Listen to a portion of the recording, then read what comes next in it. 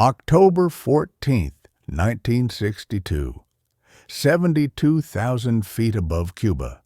A U-2 spy plane photographed something that changes everything. Soviet nuclear missiles being assembled, pointed at American cities, operational in days. The photos land on President Kennedy's desk the next morning, black and white, grainy, barely recognizable to the untrained eye. But to intelligence analysts, they're unmistakable. Medium-range ballistic missiles, nuclear warheads, launch facilities under construction. Kennedy has a choice.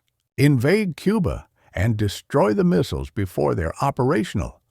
But Soviet troops are already there, and an invasion means nuclear war, or do nothing. Let the Soviets complete the installations. Let America be held hostage by missiles 90 miles from Florida. Kennedy has 13 days. 13 days to remove the missiles. 13 days to avoid nuclear war. 13 days to save the world. This is the story of the photographs that revealed the closest humanity has ever come to self-annihilation. The secret images that started the Cuban Missile Crisis. The most dangerous 13 days in human history. Let's start with why those missiles were in Cuba in the first place. By 1962, the Cold War had become a nuclear standoff. The United States and Soviet Union each had enough nuclear weapons to destroy the other multiple times over. The strategy was called mutually assured destruction. If either side launched a nuclear attack, the other would respond with overwhelming force, ensuring both nations were completely destroyed. The logic was insane, but effective. Neither side would start a nuclear war because both sides would be annihilated. It worked as long as both sides maintained rough nuclear parity. But there was a problem. The United States had a significant advantage. American nuclear missiles were stationed in Turkey and Italy, right on the Soviet border. These missiles could strike Moscow in minutes. The Soviets had no equivalent capability. Their missiles were based in the Soviet Union, requiring much longer flight times to reach American targets. Soviet Premier Nikita Khrushchev needed to close that gap. He needed a way to threaten American cities as directly as America threatened Soviet cities. The solution was Cuba. Fidel Castro had seized power in Cuba in 1959, overthrowing the American-backed Batista regime. Castro initially wasn't a communist, but American hostility pushed him toward the Soviet Union. When the United States broke diplomatic relations and imposed an embargo, Castro turned to Moscow for support. The Soviets saw an opportunity. Cuba was only 90 miles from Florida. Missiles based in Cuba could strike Washington, New York, and dozens of American cities with virtually no warning. It would completely change the strategic balance. In spring of 1962, Khrushchev secretly proposed the deployment to Castro. Cuba would host Soviet nuclear missiles. In exchange, the Soviet Union would guarantee Cuba's security against American invasion. Castro agreed. He had good reason to fear American invasion. In April 1961, the CIA had sponsored an invasion of Cuba at the Bay of Pigs. The invasion failed catastrophically, but it proved American intent to overthrow Castro's government. Soviet nuclear missiles would make any future invasion impossible. The deployment began in July 1962. Soviet freighters started arriving in Cuban ports carrying military equipment. Officially, the shipments contained defensive weapons, surface-to-air missiles, patrol boats, radar equipment, nothing threatening. But American intelligence was watching. U-2 spy planes flying over Cuba photographed the arriving ships and new construction. CIA analysts noticed something odd. The Soviets were building installations that looked like offensive missile sites. But there was no confirmation. The construction could have been for defensive missiles. The Eisenhower administration had developed the U-2 spy plane specifically for this type of intelligence gathering. The aircraft flew at 72,000 feet, far above the range of Soviet interceptors. It carried sophisticated cameras that could photograph entire regions in incredible detail from 14 miles up. The U-2 had been extraordinarily successful gathering intelligence inside the Soviet Union.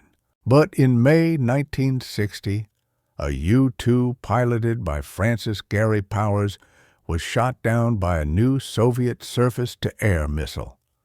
Powers survived and was captured.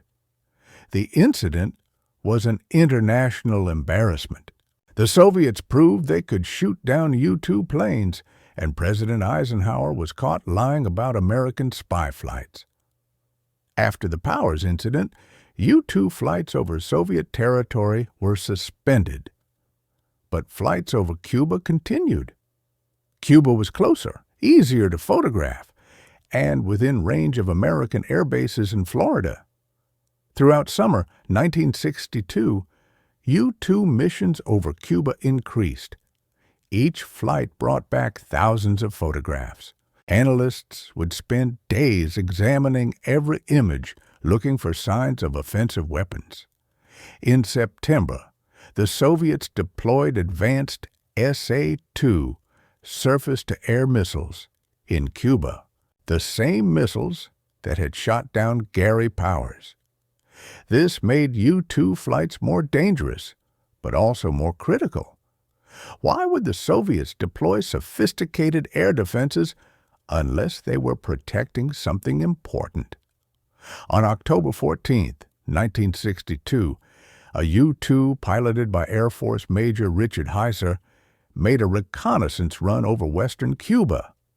The flight plan targeted an area near San Cristobal where CIA informants had reported unusual Soviet activity.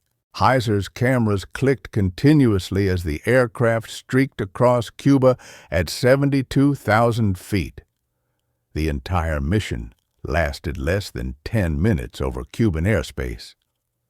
Heiser landed back in Florida, and the film canisters were immediately flown to the National Photographic Interpretation Center in Washington for analysis. The analysts started examining the photos that evening. What they saw made them stop everything. Missile transporters, erector launchers, support vehicles, fuel trucks, all arranged in a distinctive pattern that matched Soviet SS-4, medium-range ballistic missile sites. The analysts had seen this pattern before in photographs of Soviet territory. They knew exactly what they were looking at. The Soviets were building nuclear missile bases in Cuba, and they were well along in construction. Some sites appeared to be operational or nearly operational. The analysts worked through the night, examining every frame, measuring every object, comparing the images to known Soviet missile installations. By morning, they were certain. Soviet nuclear missiles in Cuba, multiple sites, multiple missiles at each site, capable of striking cities across the southeastern United States. On the morning of October 15th, National Security Advisor McGeorge Bundy briefed President Kennedy. He showed Kennedy the photographs.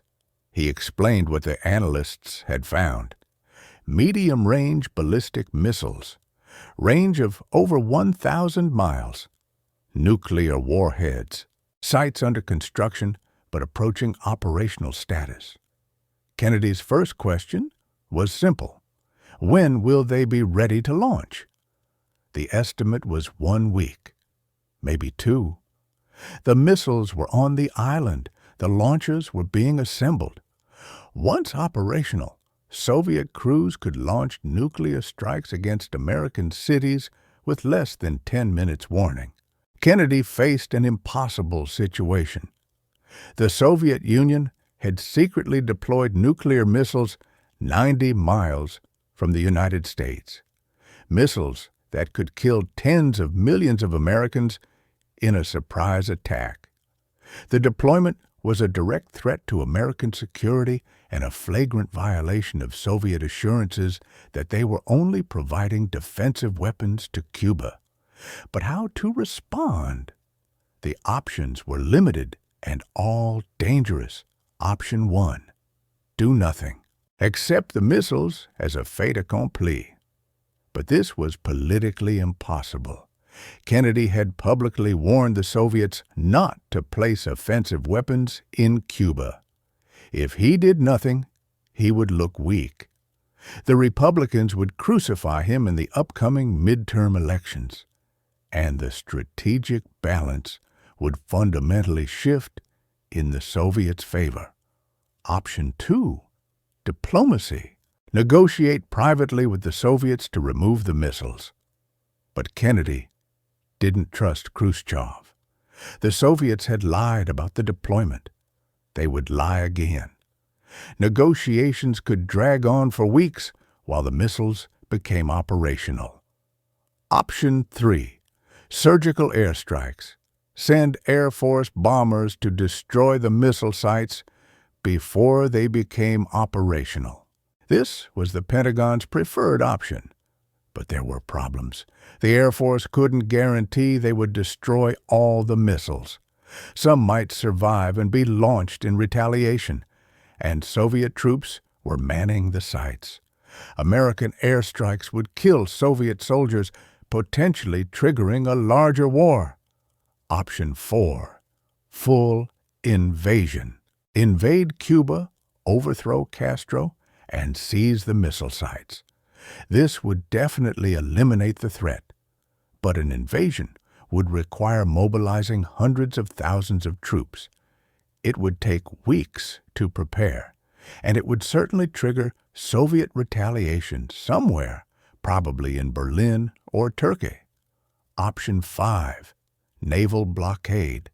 Surround Cuba with Navy ships and prevent any additional Soviet military equipment from reaching the island. This wouldn't remove the missiles already in Cuba, but it would prevent more weapons from arriving and give Kennedy time to negotiate. The blockade would be an act of war under international law, but less aggressive than an invasion or airstrikes. Kennedy assembled a group of senior advisors to debate the options.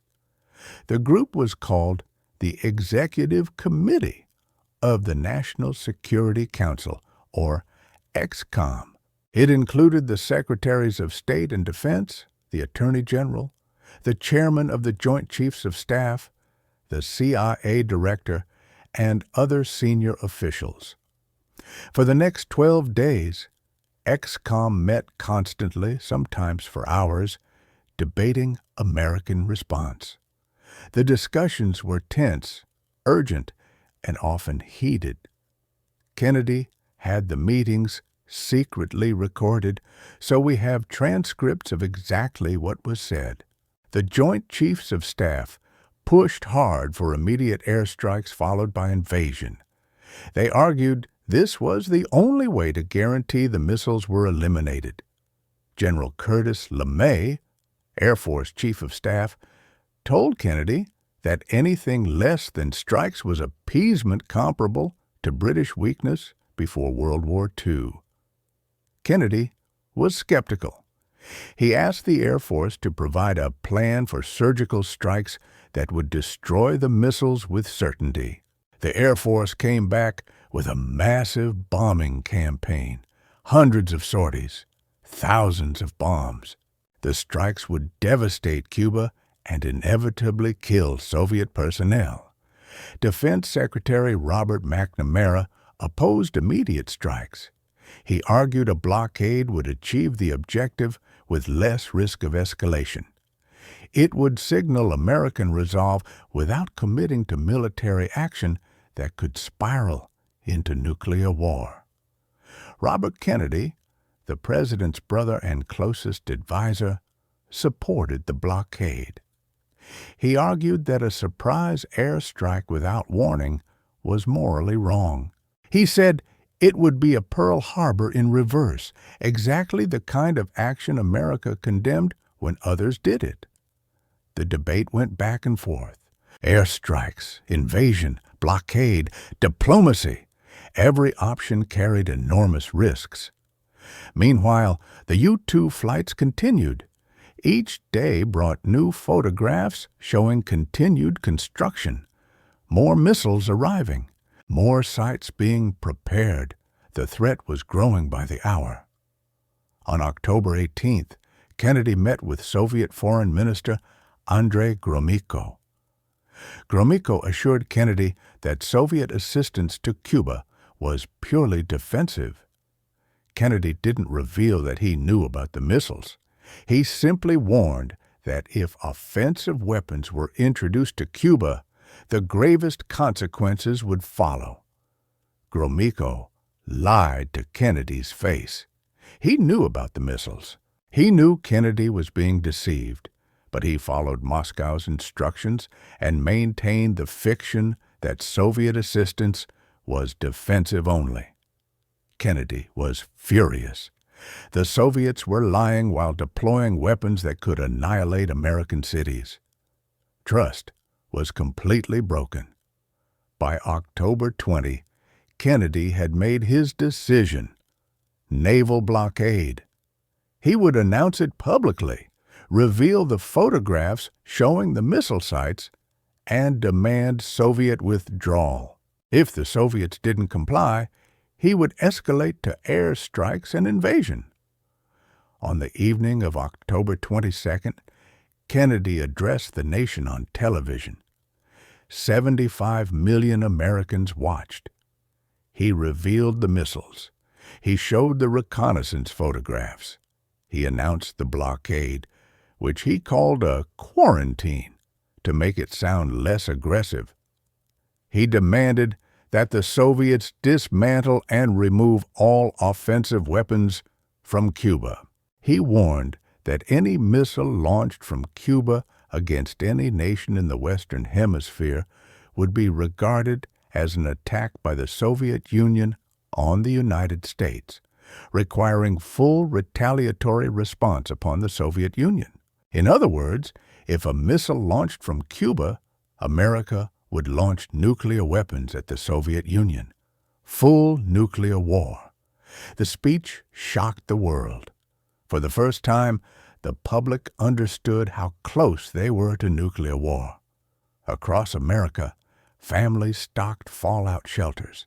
Schools conducted nuclear attack drills. Civil defense sirens were tested. People genuinely believed they might die in nuclear fire within days. The Soviets reacted with fury.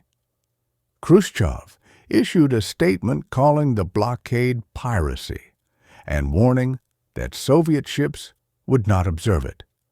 Moscow went to high alert. Soviet nuclear forces were prepared for war. The American military went to DEFCON 2, the highest alert level ever reached during the Cold War. Strategic Air Command bombers loaded with nuclear weapons took off and began circling in holding patterns, ready to proceed to Soviet targets if the order came. Nuclear submarines moved into launch positions. Intercontinental ballistic missiles were prepared for firing. Both superpowers were at maximum military readiness. A single miscommunication, a single nervous soldier, a single radar malfunction could trigger the war that would end human civilization. The blockade went into effect on October 24th. U.S. Navy ships established a perimeter around Cuba. Soviet freighters were steaming toward that line, carrying additional missiles and military equipment. The question was simple. Would the Soviet ships stop, or would they attempt to run the blockade? If they tried to run it, American ships would intercept and board them. Soviet crews might resist. Shots could be fired, and then escalation would be inevitable. Kennedy ordered the Navy to avoid confrontation if possible. The goal was to stop the ships, not sink them. But if Soviet vessels refused to stop, American ships were authorized to use force. On the morning of October 24th, Soviet ships approaching the blockade line suddenly stopped dead in the water. They didn't turn back, but they didn't proceed. They sat there, engines idling, waiting for orders from Moscow. Secretary of State Dean Rusk famously whispered to Bundy, "We're eyeball to eyeball," and I think the other fellow just blinked. But the crisis wasn't over. The ships had stopped, but the missiles in Cuba were still being installed. U-2 photographs showed crews working around the clock to complete the sites. Within days, the missiles would be operational. Kennedy sent private messages to Khrushchev through back channels. He offered a deal. The United States would pledge not to invade Cuba if the Soviet Union removed the missiles. This addressed Khrushchev's stated concern about Cuban security. But Khrushchev wanted more. He demanded that the United States remove American missiles from Turkey. This was the real objective. Khrushchev had deployed missiles to Cuba to balance American missiles in Turkey. If he could force Kennedy to remove those missiles, he would claim victory. Kennedy was in a bind. The Turkish missiles were obsolete and scheduled for removal anyway. But if he publicly agreed to remove them in exchange for Soviet withdrawal from Cuba, it would look like a concession under pressure. America would appear to have blinked. The negotiations continued through back channels, while the military pressure intensified. The Air Force was preparing for strikes. Invasion forces were assembling in Florida. Soviet missile sites in Cuba were approaching operational status. Time was running out. On October 26th, Khrushchev sent Kennedy a long, emotional letter. He described the horrors of war. He said both leaders had a responsibility to prevent nuclear conflict. He proposed a deal. The Soviets would remove the missiles if the United States pledged not to invade Cuba. Kennedy was prepared to accept. But then, on October 27th, a second letter arrived from Moscow. This one was more formal, clearly written by the Soviet leadership rather than Khrushchev personally. It demanded that America remove its missiles from Turkey in exchange for Soviet withdrawal from Cuba. The same day brought more bad news. A U-2 was shot down over Cuba by a Soviet SA-2 missile. The pilot, Major Rudolf Anderson, was killed. It was the first casualty of the crisis. The shoot-down created enormous pressure to retaliate. The Joint Chiefs demanded immediate airstrikes against Cuba. Some advisors argued the Soviets had crossed a line by killing an American serviceman. Military action was now justified. Kennedy resisted. He believed the shoot-down might have been unauthorized, a local commander acting without orders from Moscow. He didn't want to escalate based on what might have been an accident or a rogue action. Instead, Kennedy made a brilliant diplomatic move. He responded publicly to Khrushchev's first letter, accepting the deal it proposed. The Soviets would remove missiles. America would pledge not to invade Cuba. He ignored the second letter, demanding removal of Turkish missiles. But privately, through his brother Robert, Kennedy sent a message to the Soviet ambassador. If the Soviets removed their missiles from Cuba, the United States would remove American missiles from Turkey within a few months. But this had to remain secret. It couldn't appear that America was making concessions. Khrushchev accepted. On October 28th, he announced that Soviet missiles would be dismantled and removed from Cuba. In exchange, the United States pledged not to invade Cuba. The crisis was over. Humanity had stepped back from the edge. The American missiles in Turkey were quietly removed 5 months later. The deal remained secret for years.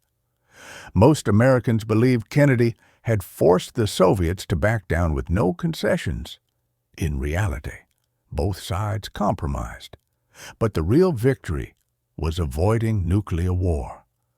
Later estimates suggested that if war had occurred, over 200 million people would have died in the first few hours.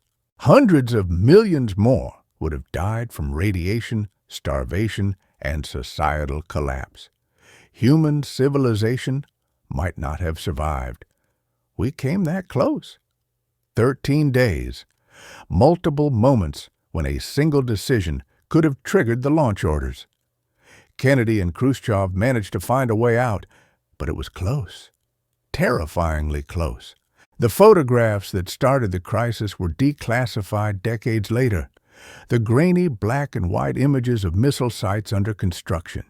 Looking at them now, it's hard to believe such poor quality photographs could trigger events that nearly ended human civilization, but that's exactly what happened. A U-2 spy plane flying at 72,000 feet, a camera clicking away, film developed and examined by analysts who recognized Soviet missile deployment patterns. Those photographs gave Kennedy the information he needed. They proved Soviet deception. They showed the threat was real and imminent. They justified American response. But the photographs also did something else. They made the crisis public. When Kennedy showed those images on television, the world saw the proof. The Soviet lies were exposed. Khrushchev couldn't deny the missiles existed. In a strange way, the photographs helped prevent war. They forced both sides to deal with reality. No more deception, no more secret deployments. Everything was in the open. The only question was how to resolve the crisis without destroying the world. The Cuban Missile Crisis changed Cold War dynamics forever. It showed both superpowers how close they had come to mutual annihilation. It led to the establishment of the hotline between Washington and Moscow, a direct communication link to prevent misunderstandings in future crises. It led to the Nuclear Test Ban Treaty in 1963, the first arms control agreement between the superpowers. It began the process of détente, the gradual reduction in Cold War tensions. The crisis also destroyed any remaining trust between Kennedy and his military advisors. The Joint Chiefs had pushed for strikes and invasion. If Kennedy had listened, nuclear war would likely have resulted. Kennedy realized the military was willing to risk civilization to achieve tactical objectives, and the crisis changed Khrushchev's position. Soviet hardliners viewed the withdrawal as weakness. Khrushchev had deployed the missiles, been caught, been forced to back down. Within 2 years, he was removed from power. His gamble in Cuba contributed to his downfall. For Kennedy, the crisis was both triumph and trauma. He had avoided war, but he understood how narrow the escape had been. One different decision, one miscommunication, one accident, and everything would have ended. Kennedy became an advocate for nuclear arms control. He began secret negotiations with the Soviets. He gave speeches calling for an end to the nuclear arms race. He talked about peace in a way no Cold War president had before. A year later, Kennedy was assassinated in Dallas. Whether his new approach to Soviet relations would have changed history is unknowable. But the Cuban Missile Crisis changed him. It showed him the abyss, and it made him determined to pull humanity back from the edge. The photographs remain, declassified, available online. Anyone can look at them now. Grainy black and white aerial shots of Cuban countryside, barely recognizable objects arranged in patterns, missile transporters, launch pads, support equipment. They look insignificant, technical, abstract, just photos of military installations in a small Caribbean island. But these photographs represent the closest humanity has ever come to extinction. They show the moment when nuclear war became inevitable unless both sides found a way to step back. October 14 through October 28, 1962. 13 days, the most dangerous days in human history. A U-2 spy plane photographed Soviet missiles in Cuba. The photographs landed on Kennedy's desk, and for 13 days, the world held its breath while two men decided whether civilization would survive. They chose survival, barely. Through luck and skill and back-channel negotiations and secret concessions. We're still here because Kennedy and Khrushchev found a way out. Because neither man wanted to be the one who destroyed the world. Because when they stared into the abyss, they stepped back. The photographs that started the crisis became the photographs that saved humanity. The secret images that were almost the last images ever taken. The reconnaissance photos that revealed how close we were to the end. 50 years later, we've forgotten how close we came. The Cold War is over. The Soviet Union collapsed. The missiles are gone from Cuba. But those photographs remain. A reminder, a warning, a testament to how easily everything could have ended. October 1962. 13 days that decided whether humanity had a future. We got lucky. We survived. Not because we were smart or prepared or deserved to survive, but because two men at the edge of the abyss decided not to jump. Remember that. Remember how close we came. Remember what those grainy black and white photographs almost meant.